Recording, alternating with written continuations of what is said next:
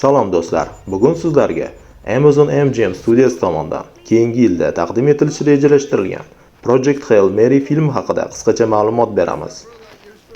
Project Hail Mary Andy Weirning 2021-yilda chop etilgan shu nomli mashhur ilmiy fantastik romani asosida suratga olinayotgan film. Andy Weir Marslik The Martian kitobining ham muallifi hisoblanadi. Filmning markazida Ryland Grace ismli maktab o'qituvchisi turadi.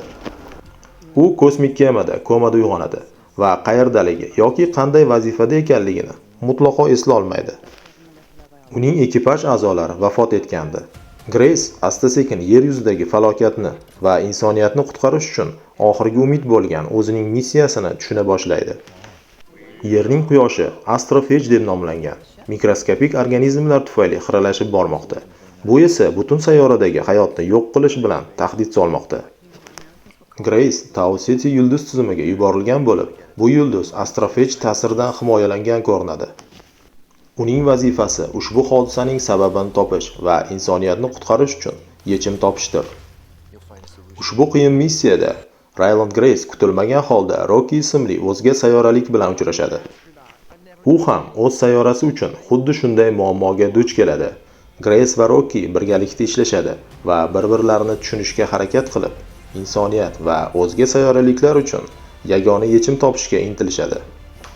Filmning aktyorlari va ijodiy guruh haqida aytadigan bo'lsak, Ryland Grace rolini mashhur aktyor Ryan Gosling ijro etadi. U shuningdek filmga prodyuserlik qiladi.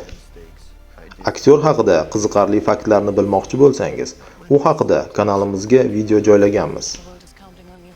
Rylandning rahbari Eva Strat rolida Sandra Hüller ishtirok etadi.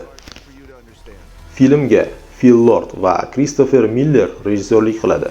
Ular Lego filmi, The Lego Movie va O'rgimchak odam olamlararo, Spider-Man Into the Spider-Verse kabi filmlar bilan tanilgan. Ssenariy muallifi Drew Goddard bo'lib, u Andy Weirning avvalgi Marslik filmi ssenariysi ustida ham ishlagan.